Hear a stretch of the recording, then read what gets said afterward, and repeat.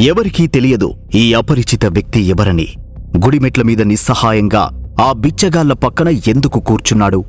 అతని మొహం అతను ఉన్న పరిస్థితిని దాటి మరేదో కథ చెబుతోంది. కాని విచిత్రంగా తలుకులీనుతున్న ఒక ఖరీదైన కారులో వచ్చిన వ్యక్తి ఇతని ముందు చేతులు జోడించి తన కూతురుని పెళ్లి చేసుకోవాలని అర్థించాడు. ఆ దృశ్యాన్ని చూసిన అక్కడ ఉన్న వాళ్లంతా సంభ్రమాశ్చర్యాలకి లోనయ్యారు. నగరంలోనే పెద్ద బిజినెస్ మ్యాన్ గా పేరుగాంచిన ఆ వ్యక్తి ఒక బిచ్చగాడిని అల్లుడిగా ఎందుకు చేసుకోవాలని అనుకుంటున్నాడు? అసలెవరీ అపరిచితుడు?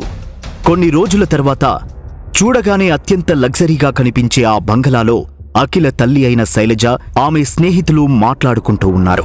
శైలజ స్నేహితురాలు తన భర్త గురించి చెబుతూ, మొన్నే మా 20th మ్యారేజ్ యానివర్సరీ జరిగింది. మా ఆయన 2 లక్షల విలువైన డైమండ్ నెక్లెస్ గిఫ్ట్గా ఇచ్చాడు అంటుంది. మరో స్నేహితురాలు మాట్లాడుతూ, నా కుమార్తె బర్త్డే సందర్భంగా మా అల్లుడు కూతురు మొన్నే యుఎస్ హాలిడే ట్రిప్ను ముగించుకుని వచ్చారు. బర్త్డే గిఫ్ట్గా 5 లక్షల విలువైన వజ్రాల ఉంగరాన్ని బహుమతిగా ఇచ్చాడు అంటుంది. అదే సమయంలో శైలజ మాట్లాడుతూ, మా అల్లుడు ఉన్నాడు, ఇంట్లో పనో అంటుండగా అదే సమయంలో అక్కడికి వచ్చిన అఖిల కవర్ చేస్తూ, మా ఆయన మొన్నే లండన్ వెళ్ళాడు, నాకోసం జిమ్మీ చూ శాండిల్స్ తీసుకురాబోతున్నాడు, తెలుసుగా, వాటి కాస్ట్ మినిమం 20 lakhs ఉంటుంది అని చిరునవ్వు నవ్వింది.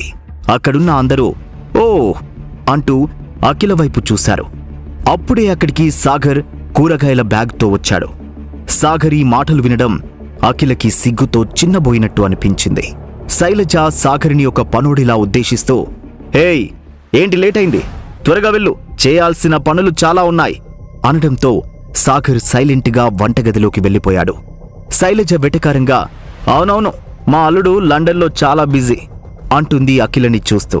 అఖిలకి తన భర్త ఒక పనికిరాని వ్యక్తి అని, తన ఇంట్లోనే ఒక పనోడిలా బతుకుతున్నాడు అని చెప్పుకోవడం ఇష్టం లేదు. అది వింటూ సాగర్ ముభావంగా వంటగదిలోకి వెళ్లి తన పని తాను చేసుకుంటూ ఉన్నాడు. అతడు తన అత్త శైలజ మాటలకు అలవాటు పడిపోయాడు. దానికి కారణం తన భార్య అంటే ప్రేమ, ఇంకా తాను ఒక అజ్ఞాతవాసంలో ఉన్నాడనే భావన కనిపిస్తూ ఉంటుంది. అప్పుడే సాగర్ సెల్ రింగ్ అవుతుంది. అవతలి నుండి, నేను బ్యాంక్ నుంచి మాట్లాడుతున్నా, ఒకసారి వస్తే మీ అకౌంట్ డీటెయిల్స్ గురించి మాట్లాడాలి అన్నాడు. దానికి సాగర్ వెటకారంగా, నా అకౌంట్లో 500 ఉండాలి, అవేమైనా ఛార్జీల కింద పట్టుకున్నారా అన్నాడు. అవతలి వ్యక్తి, సార్ మీరు వస్తారా రారా అనగానే సాగర్ చాలా క్యాజువల్గా, ఆ 500 ఎలా ఖర్చు పెట్టాలని 2 నెలలుగా వెయిట్ చేస్తున్నా అన్నాడు. అవతలి వ్యక్తి కొంచెం కమాండింగ్గా, ఇల్లీగల్ అకౌంట్లా ఉంది, ఒకసారి మీరు బ్యాంకుకి రావాలి అన్నాడు. అయితే మీరు ఏదో రాంగ్ నెంబర్కి కాల్ చేసినట్టున్నారు అని ఫోన్ పెట్టేశాడు సాగర్. ఇల్లు తుడుస్తున్న సాగర్కి మళ్లీ కాల్ వస్తుంది. అసహనంగా, ఎవర్రా వీడు అనుకుంటూ ఫోన్ తీశాడు. అది తన బాబాయి వైభవ్ నంబర్. అసలే చిరాగ్గా ఉంది, సడన్ గా ఎందుకు గుర్తుకొచ్చానో అని అనుకుంటూ ఫోన్ పక్కన పడేశాడు. సాగర్కు 3 ఏళ్ల క్రితం తన కుటుంబంలో జరిగిన సంఘటనలు ఒక్కొక్కటిగా గుర్తొచ్చాయి. తను వసుధా గ్రూప్లో ఇన్వెస్ట్ చేయడంతో తాతయ్య శరత్ చంద్ర ఆగ్రహంతో ఊగిపోయారు. ఓ చెత్త కంపెనీలో ఇన్వెస్ట్ చేసి చాలా పెద్ద తప్పు చేశావని, డబ్బులు మొత్తం నాశనం చేశావని, ఏమాత్రం తెలివి లేకుండా చేసిన ఈ పనికి ప్రతిఫలంగా ఆస్తిలో చిల్లిగవ్వ కూడా దక్కదంటాడు తాతయ్య. చిన్నప్పటి నుండి ఇంతే, డబ్బుకే ప్రాధాన్యత ఇస్తాడు. నాకు మిగిలిన కుటుంబమే వీళ్లు కదా, అలాంటిది కేవలం డబ్బు కోసమే నన్ను వదిలేసుకోవడానికి సిద్ధపడ్డారు. తాతయ్య మనుషుల కంటే డబ్బే ముఖ్యమన్నట్టుగా ఇల్లు వదిలి వెళ్లిపోవాలని ఆజ్ఞాపిస్తాడు. అఖిల తన స్నేహితురాలు రజితతో ఫోన్లో మాట్లాడుతుండగా సాగర్ కాఫీ తీసుకువచ్చాడు.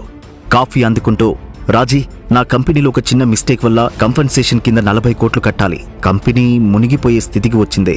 మల్హోత్రా కంపెనీ చైర్మన్ రానాతో ఈరోజు మీటింగ్ ఉంది. అది సెట్ అయితే తప్ప నా కంపెనీ బయటపడలేదు అని మాట్లాడుతుండగా, అఖిల, నాకు అర్జెంట్ పని పడింది, నీ కార్ తీసుకెళ్తున్నా, ఈరోజు నువ్వు టాక్సీలో ఆఫీస్కి వెళ్ళు అని చెప్పి వెళ్లిపోతుంది అఖిల తల్లి శైలజ.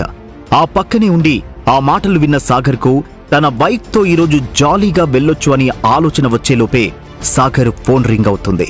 ఫోన్ చూసిన సాగర్, ఈయనేంటి ఆగకుండా ఫోన్ చేస్తున్నాడు అనుకుని ఫోన్ లిఫ్ట్ చేసి, ఎందుకు ఫోన్ చేశారు చెప్పండి అని అడుగుతాడు చిరాకుగా. సాగర్, నీతో అర్జెంటుగా మాట్లాడాలరా అంటాడు వైభవ్. దానికి వెటకారంగా సాగర్, ఆయన బికారిగాన్ని, నాతో మీకేం పని ఉంటుంది అంటాడు. అలా వెటకారంగా మాట్లాడకు సాగర్, ప్లీజ్ ఒక్కసారి నిన్ను కలవాలిరా అంటాడు. సరే, రేపు కలుస్తాను అని ఫోన్ పెట్టేశాడు సాగర్. గత 3 సంవత్సరాలు బతికి ఉన్నాడో లేదో కనీసం పట్టించుకొని సాగర్ కుటుంబం ఎందుకు మళ్లీ సాగర్ని కలవాలి అనుకుంటోంది? గతం వెంటాడుతున్న సాగర్ ఎవరో అఖిల కుటుంబానికి తెలుస్తుందా? వీటన్నిటికీ సమాధానం కావాలంటే వినండి పాకెట్ ఎఫ్ఎం.